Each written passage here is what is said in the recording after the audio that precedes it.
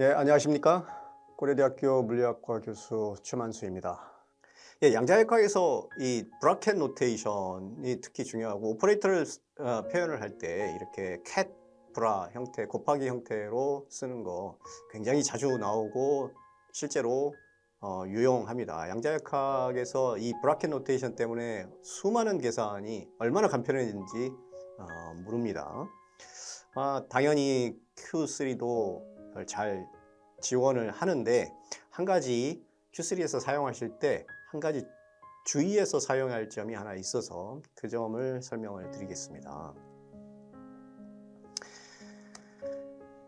자, 우리가 늘 하듯이 양자 리지스터를 대표할 심볼을 하나 선택을 하고, 예를 들어 큐빗 2개가 있으면 베이시스를 이렇게 선택을 해서 여기에 지난 시간에 봤던 것처럼 대거를 하면 다 캣을 브라로 바꿔주죠. 그러니까 캣과 브라를 이렇게 곱하면 해당 BB라는 것은 브라들만 모아놓고 BS는 캣들만 모아놓은 건데 이렇게 하면 집합 안으로 들어간다 그랬죠. 멀티플라이는 리스터블 함수니까. 그래서 해당되는 그러니까 이 엘리먼트를 하나씩 꺼내 가지고 곱해 주는데 이렇게 캣과 브라를 이렇게 곱해 준 걸로 됐습니다. 뭐 이거 외에도 얼마든지 할 수 있습니다. 예를 들어 조금 복잡한 벡터를 만들기 위해서 한번 퀀텀 서킷을 한번 써보겠습니다. 굳이 그럴 필요는 없겠지만 이런 퀀텀 서킷을 써서 한번 벡터를 하나 만들어 봤습니다. 이렇게 비교적 간단한 그러니까 인탱글드 스테이트죠. 일부러 이 i가 나오게 하기 위해서 이렇게 s를 적용해 봤습니다. s 게이트. 그러니까 페이스가 4등분하는 이 파일을 4등분하는 쿼드런트 게이트죠. 물론 여기다가 대거를 해보면 이렇게 브라로 다 바뀌고 이렇게 컴플렉스 i가 있는 곳에서는 이제 마이너스 i로 바뀌어야 되죠. 컴플렉스 컨주게이션이 돼야 되니까. 그래서 v는 캣이 들어있는 거고 대가 v는 v의 대가는 브라가 들어있겠죠. 그러니까 캣 브라를 곱해주면 이렇게 총 4개의 항들이 이렇게 나올 겁니다. 네. 그래서 뭐 좋습니다. 잘 할 수 있죠. 또 뭐 그러니까 꼭 같은 벡터만 이렇게 캣하고 브라를 곱하라는 법은 없죠. 만약에 이런 제3의 다른 벡터가 있다. 그러면 B에 들어있는 캣과 이 W를 이제 대가로 씌워서 그러니까 브라로 바꾼 다음에 이렇게 하면 그러면 캣 브라 이렇게 할 수 있습니다. 그래서 보통 이렇게 많이들 사용을 합니다. 실제로. 그래서 전혀 문제가 없어 보이는데 그럼 뭐가 문제냐? 사실 하나 주의해야 될 점이 하나 있습니다. 그 어떨 때 이렇게 사용하는 것이 위험해질 수 있는지 한 가지 예를 하나 들어보겠습니다. 자, 여기서도 하나 좀 비교적 간단한 인탱글 스테이트를 하나 컨스트럭트를 한번 해봤습니다. 자, 이렇게 여기서 이렇게 v cat v 대가 브라 b 그러니까 이렇게 했으니까 그러면 그러니까 b라는 벡터로 사실은 프로젝션 하는 오퍼레이터죠. 그래서 이건 프로젝션 오퍼레이터입니다. 그래서 이렇게 나왔습니다. 그러니까 OP를 한번 반복해서 해보면 그러니까 이게 E는 노멀라이제이션이 안 돼 있기 때문에 E가 나오는 거지. 그러니까 원래 OP랑 같죠. 똑같습니다. 여기 실제로 OP를 한번 해보면 해서 해보면 똑같습니다. 같아야 이만큼 되면 같을 것 같은데 실제로 그렇죠. 네, 됐습니다. 같아야 됩니다. 그러니까 프로젝션 오퍼레이터라는 걸 알 수가 있습니다. 자, 여기서 이 프로젝션 오퍼레이터이기 때문에 우리가 기대하는 게 하나 있습니다. 여기 큐빗 1, 큐빗 2가 명시가 되어 있기 때문에 이 프로젝션 오퍼레이터는 큐빗 1과 큐빗 2에만 작용하는 프로젝션 오퍼레이터다 라고 기대를 하겠죠. 충분히 근거가 있는 기대입니다. 그런데 이런 벡터를 한번 생각을 해보겠습니다. 이런 벡터는 아주 간단한 벡터예요. 그러니까 첫 번째는 0에 있고 두 번째, 세 번째 큐빗이 1이 있습니다. 여기다가 한번 작용을 해보면 0 나와요. 그러니까 실제로 지금 0, 1이 분명히 여기 프로젝션 오퍼레이터에 있으니까 사실은 이것만 없으면, 세 번째 큐빗만 없으면 여기가 제가 하나 빼지 않아서 에러가 났습니다. 이렇게 되겠죠. 여기 하면 그러면 넌제로가 나와야 되는데 세 번째 큐빗에는 영향을 미치지 않아야 되니까 세 번째 큐빗의 존재에 상관없이 3이 아니라 3은 큐빗에서 3은 값이 의미가 없죠. 그래서 이렇게 해야 되겠죠.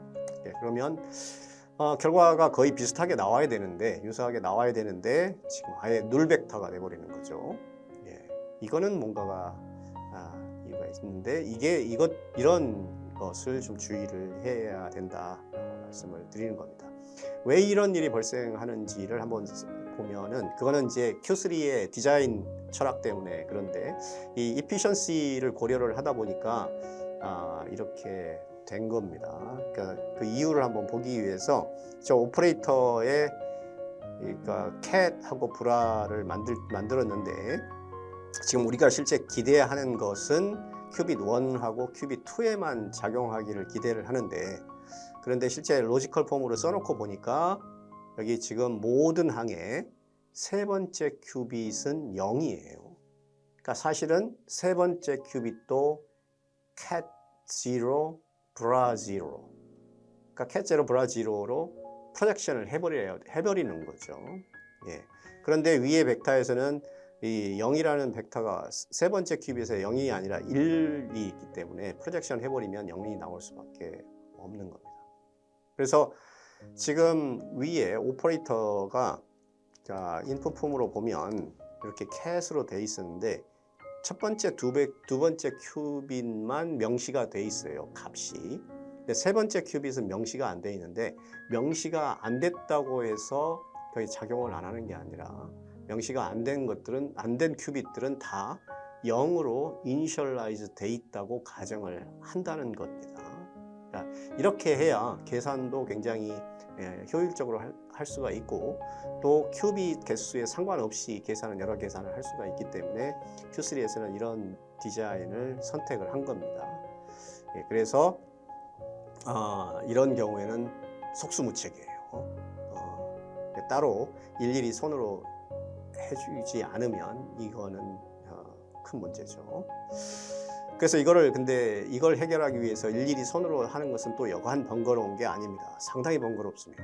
그래서 이런 것을 피하기 위해서 도입한 것이 이 다이에드라는 Q3 함수입니다. Q3에서는 이런 것을 피할 수 있도록 또 피해갈 방법을 마련을 해놨습니다. 그래서 다이에드라는 함수를 쓰면 되는데 똑같은 벡터에서 시작을 해보겠습니다. 그래서 이제 정말 이거는 큐빗 1과 2에만 작용하는 프로젝션 오퍼레이터라는 걸 명시를 하고 싶으면, 그걸 확실하게 하고 싶으면 이렇게 하면 됩니다.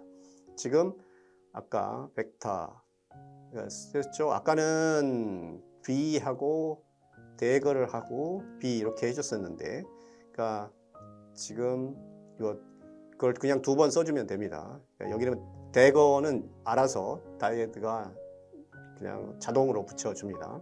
이렇게 붙여주고 그 다음에 여기 세 번째 이렇게 내가 정말 이 브라가 작동을 해야 되는 큐빗을 명확하게 지정을 하는 거죠. 이렇게 지정을 해주면 그러면 문제가 없습니다. 인풋 봇을 보면 그래서 여기 이렇게 정의를 했는데 보여지는 폼을 보니까 위에서 본 것과 거의 똑같죠.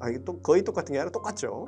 그래서 약간 좀 헷갈릴 수는 있는데 실제로 인풋 폼을 보면 매스매틱가 저장하는 것은 완전히 다릅니다. 이렇게 명확하게 작동하는 이 오퍼레이터가 작용해야 될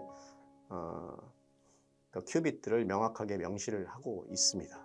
그 외에는 작용을 하지 않습니다. 그래서 아까 문제가 됐던 함수 벡터에다가 한번 적용을 해봤습니다. 그래서 적용을 해봤더니 세 번째 큐빗은 전혀 건드리지를 않죠. 예, 그렇게 해서 됐습니다. 그래서 이렇게 다이애드를 쓰면 그런 위험 요소가 만약에 있을 것 같다 그러면 케플라 대신에 케플라하고 거의 똑같습니다. 다이애드를 쓰면 훨씬 더 안전하다는 것, 안전하고 사실 또 빠릅니다. 그걸 쓰면 되겠습니다. 다이애드는 이게 가장 보편적인 사용 방법입니다. 그러니까 이미 있는 스테이트를 가지고 여기를 넣어서 cat 익스프레션으로 돼 있는 거를 넣어서 사용하면 됩니다. 만약에 직접 타이핑을 해서 입력을 하고 싶다. 그러면 여기서 이미 설명드린 것처럼 이렇게 다이애드 케플라처럼 다이애드도 이렇게 벡터가 달라도 얼마든지 쓸 수 있습니다. 꼭 같아야 될 필요 없습니다. 이렇게 돼 있고 설명드린 대로 직접 타이핑을 하고 싶다. 그러면 이렇게 시작을 하면 됩니다. cat은 여기서 시작을 하죠. 그래서 이렇게 큐빗하고 화살표 주고 그 다음에 값을 쓰고 이렇게 했는데 다이애드는 이게 벡터가 두 개가 필요하기 때문에 다이애드를 하고 이렇게 슬래시 두 개가 필요합니다. 이렇게. 그래서 여기에다가 cat에서 하듯이 명시를 하면 돼요. 요 밑에 얘가 있네요. 이렇게 명시를 하면 됩니다. 그리고 입력은 0인 것은 굳이 막 그 타이핑을 하면 귀찮겠죠. 그래서 나머지 이렇게 내가 맨 끝에다가 여기서 작용하고 싶은 관계가 되는, 그러니까 이게 이 다이애드 오퍼레이터가 관계하고 있는 큐빗을 명시하면 나머지는 S2는 0이 저절로 붙여집니다. 여기 뒤에도 마찬가지고. 또 하나 재밌는 점은 다이애드는 그러니까 이 캣의 집합과 브라의 집합이 그러니까 큐빗이 같아야 될 이유가 없습니다. 달라도 돼요. 훨씬 더 일반적입니다. 그래서 여기를 보면 인풋에서는 큐빗 2와 큐빗 3가 인풋으로 들어오고 아웃풋으로는 큐빗 1과 큐빗 2가 됩니다. 인풋 큐빗과 아웃풋 큐빗이 다를 수가 있다는 겁니다. 그러니까 이런 게 가능한가요? 인풋 큐빗과 아웃풋 큐빗이 어떻게 다를 수가 있나요?